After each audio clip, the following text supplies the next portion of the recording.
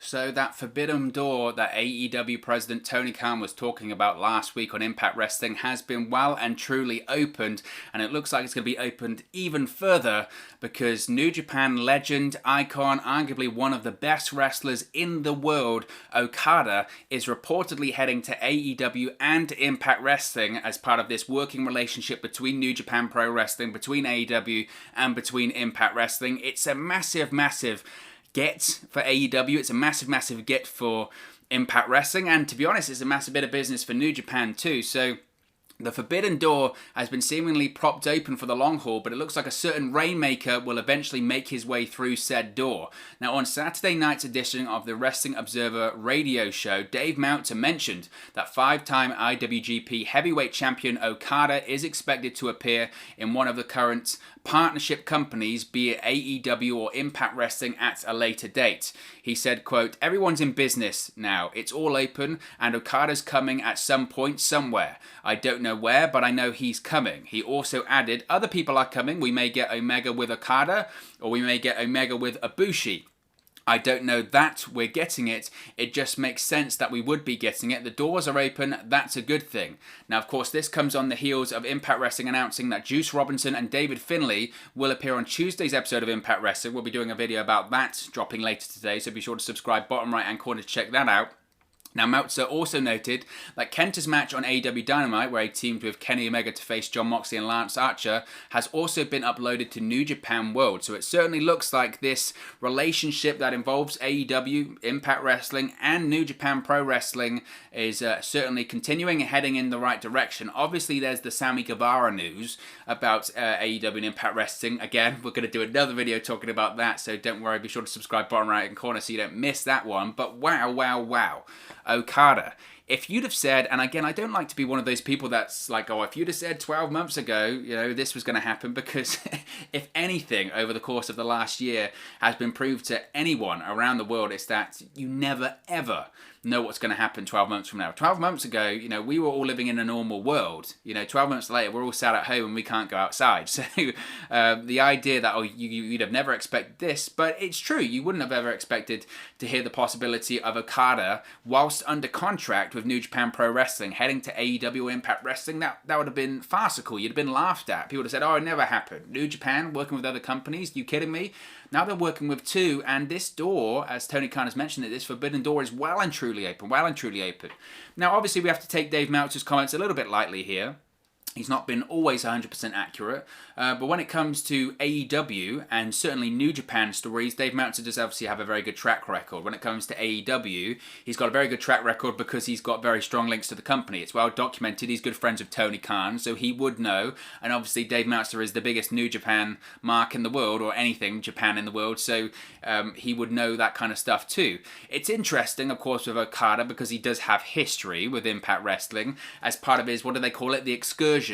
Back in 2008, around that period of time. He had basically a year in Impact Wrestling. It might have been a bit later than that. It might have been like 2010. Around that period of time, regardless, he had about a year or so, I believe, with Impact Wrestling, and it went horribly. I mean, it really went horribly. I think he maybe had a couple of matches on the Spike TV show. Most of the time he was on Explosion. He was just booked in just a really terrible gimmick. Was he booked with the whole Green Hornet gimmick? I don't know, but it just didn't go well. It didn't go well, and obviously that footage and those matches exist out there. Impact are very glad to upload it to YouTube because they're like, look, Okada appeared for us before. But it's not obviously a great look because he was booked terribly. And obviously at the time, no one knew what Okada was due to become. New Japan sent him out on this excursion because they had a lot of hope for him. He had a lot of potential at the time. They were going to build the company around him. They thought he had a lot of talent, and they wanted him to become more rounded, wanted him to get experience of working in the United States. At the time, they had a working relationship with Impact Wrestling, but it just didn't go well. And because of that, because Impact Wrestling had Vince Russo at the time, and because of his treatment of Japanese and Asian stars in the past, because of the way that the Okada situation was handled, because of the Vince Russo situation, the relationship between Impact and New Japan just wasn't good. It just wasn't a very good relationship, and it was soured for a long time. And Impact Wrestling looks stupid and silly because of it, because you had one of the biggest and best pro wrestlers in the world. Obviously, we didn't know at the time, but completely booked incorrectly, and it was just a highlight. It was just a highlight of everything that was wrong with Impact Wrestling at the time, wasn't it? That, the ex-WWE stars were coming in, getting prioritized over people that had talent.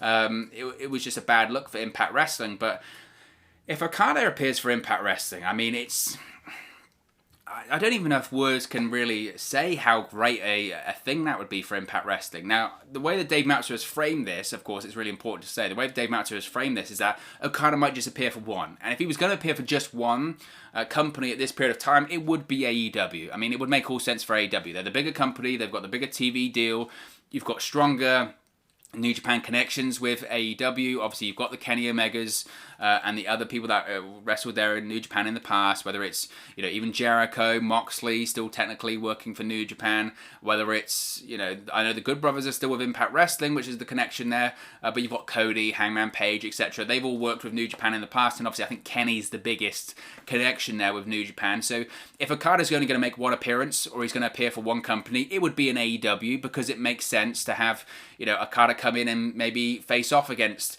Kenny Omega. Of course, the Omega Okada matches are, mythic at this point for how unbelievable they were. So if AEW felt that they could do an Okada Omega on American soil, I mean, think of that. I mean, it'd be unbelievable. But the reason Impact Wrestling is being considered in all of this is because, as I mentioned, Finn Juice is coming to Impact this coming Tuesday, so the relationship certainly is there. It is a three-way relationship. Obviously, as I mentioned, the Good Brothers are the Impact Tag Team Champions right now. They have the connections with New Japan too, and obviously Don Callis is the Executive Vice President of Impact Wrestling, one of the Executive Vice Presidents of the company, and he was the color commentator for the English commentary team for New Japan for a long period of time, so he has connections as well. So it's not out of the realm of possibility that Okada couldn't come in and maybe do one match, or even if he appeared on one show for Impact Wrestling, it'd be a massive, massive deal. Look at the effect of having just Kenny Omega on Impact Wrestling. They had Kenny Omega on one show. It broke the record of numbers that they did on Access TV. It quadrupled the numbers they did on Twitch. Their social media blew up. They did record numbers for them on Twitter and Facebook and on YouTube and all of that kind of stuff. So is Okada as big a star as Kenny Omega in North America? Probably not. Probably not, but if you're looking from an Impact Wrestling point of view in terms of expanding overseas and in the Japanese market, Okada's a god in Japan. He really is. I mean, he is treated like a full-fledged celebrity in Japan. The guy is a massive, massive star, and again, he's a big star over in, more North America and in Europe, but obviously in Japan, he's a huge star. So if they hear that Okada's going to Impact or Okada's working an Impact Wrestling match, it would be huge. It'd be huge. Who would Okada face off against in Impact Wrestling? I mean, frankly, is there many people on the level for Okada to face off with in Impact Wrestling right now? I don't know. I mean, it'd be difficult. I would think if Okada does come over, he would be involved. He would have to be involved in the whole Kenny Omega, Good Brothers, Don Callis situation. Would he team up with a Rich Swann? I don't know. It'd be a massive, massive opportunity for Rich Swann, frankly. I mean, there's still a lot of people that aren't sold on whether Rich Swann is really, world champion material right now, whether he's at that level or not. I think hanging in the same conversation as a Kenny Omega and Okada would be, it'd be huge for his career. It'd be absolutely massive, and it certainly would be a statement of intent from Impact Wrestling as saying, look, you're the guy. I mean, we're putting you in that position to have matches or interactions with Okada and Kenny Omega and all that kind of stuff. So I don't know. I think, to be honest, look, as I mentioned, if he's going to appear on one show, it would be AEW. The storyline is AEW driven, frankly. The bigger stars are in AEW. The bigger television audience is AEW. There's no doubt about that. But if this is a working relationship between all three companies, then it would make sense that he appears on both shows. As we mentioned, the forbidden door is open. The forbidden door is open, which means anything's possible. Anything is possible. So could Okada come in and have a match in Impact Wrestling? Absolutely. As I mentioned, who would he face off against? On the Impact Wrestling roster, it would be tough. You would have to say Rich Swann by default, I suppose, because he's the Impact World Champion. Maybe Moose as well. Moose would be a possibility, considering he's floating around that situation right now. If it's going to be a situation where you don't really want to have Okada's definitely going to win, if he's going to come in, maybe he faces off against an Ace Austin or a Chris Bay. I don't think a loss hurts them that badly. I think just being in the match alone against Okada is a massive, massive benefit for them, frankly. So, and look, they're two of the biggest and brightest stars in Impact Wrestling. You know, if you're going to be Impact Wrestling, if you're going to do this right, you would think strategically, wouldn't you? You would look at this and say, okay, how can we build stars here? Yes, we could build a Rich Swann and Moose. We could elevate them to the next level, but they might have to take the loss here. You know, I don't think New Japan want one of their crown jewels coming over and losing in the middle of an Impact Wrestling ring. You know, you do have to play a bit of politics here. Once promotions start working with each other and start talking to each other, this was the problem with the NWA in the past, wasn't it? That, you know, companies are more than willing to work with each other, but then it gets to another level when suddenly, you know, you want your champion to win or you want your top star to win.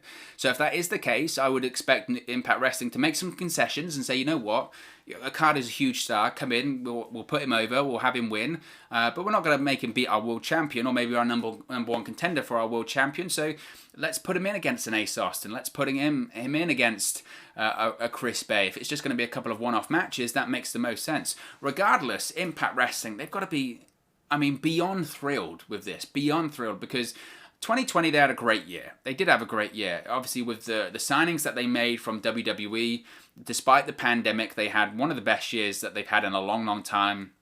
Signings of the Good Brothers, I think, were game changers for them. Had the returns of EC3 to the company, signings of Heath.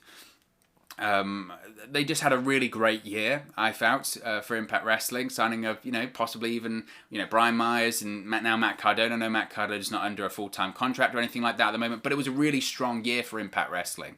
And I think a lot of people thought for a long time that Impact Wrestling were a dead company, a dead brand. You know, they've been on life support so many times, but if you're a fan of Impact and you've been watching them for the last, you know, 3 or 4 years, you would know that this is a company that's been churning out a good product for a while. They just needed that little bit of a push back to the next level, because there's so many times when I talk about Impact here on YouTube and people say to me, well, Impact, they're still a thing. Where can I watch them? This sounds great. Where can I tune in and all that kind of stuff? So I think this is exactly what Impact Wrestling needs, and it's, you know, more people are tuning in. Again, the ratings over the last few weeks have been back to pre-pandemic numbers, which is a good thing.